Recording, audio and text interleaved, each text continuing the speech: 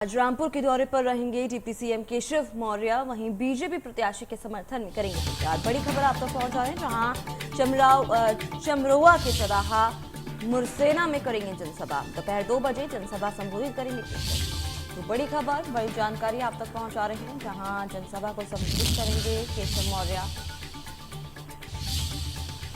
आज रामपुर के दौरे पर रहेंगे डिप्टी सीएम केशव मौर्य।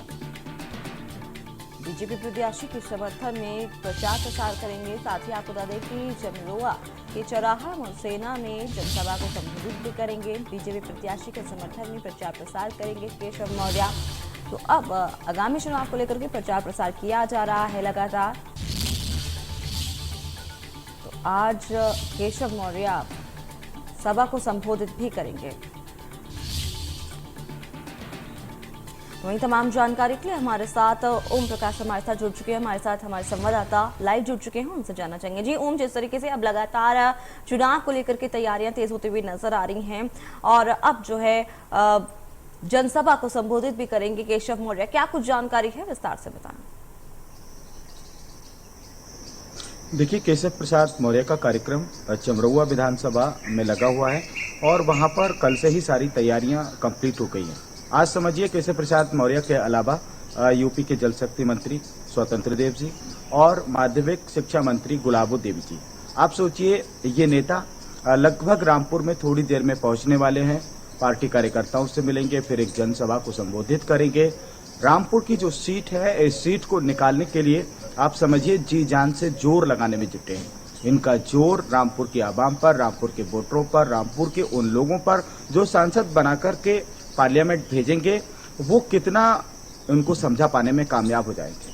क्योंकि यहाँ पर खुद योगी आदित्यनाथ जी भी कई बार जनसभाओं में रामपुर की आवाम से ये कहकर गए कि यहाँ से 500 विधानसभा चाहिए, लेकिन 2 बार चुनाव हुए बीते, उपचुनाव भी हुए, लेकिन यहाँ पर 5 विधानसभा में से 2 विधानसभा उनको 3 विधानसभा उनको मिली, जबकि 2 विधानसभा आजम खान के कैंडिडेट ले गए। तो यहाँ पर तमाम सारी चीजें हैं।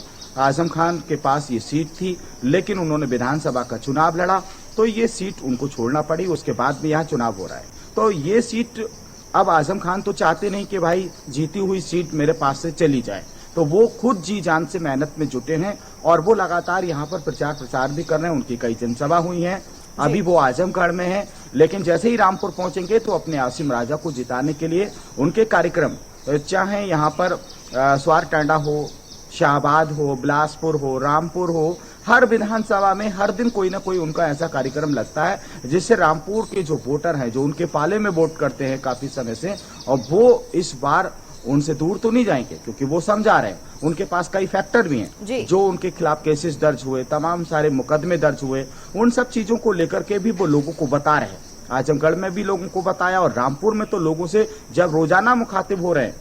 पहले प्रदेश सरकार और केंद्र की सरकार पर अटैक करते थे, हमला बोलते थे, जुबानी हमला बोलते थे, लेकिन अब जब से जेल से बाहर वो आए हैं तब से लगातार यहाँ पर जो उनके राजनीतिक प्रतिद्वंदी हैं काजिम अली खान उर्फ नवेद मियां, बस उन्हीं पर जुबानी हमला करके रामपुर की आवाम से वोट मांगने की अपील कर रहे हैं। तो देखना यही दिलचस्प होगा कि इस बार जो आजम खान अपने ऊपर लगे आरोपों को लेकर, केसेस को लेकर और जो जेल में इतने दिन बिताए हैं, उन सब चीजों को लेकर जो दर्द रामपुर की जनता को, रामपुर के वोटरों को बता रहे हैं, उनके दर्द को समझकर रामपुर के वोटर कितना उनके पक्ष में वोटिंग करते हैं। क्योंकि बहुत सारे लोग तो ये भी मानते हैं कि ये तो सीटें बदलते हैं। बिल्कुल ओमपाल, इस पूरी जानकारी के लिए बहुत बहुत शुक्रिया आपका।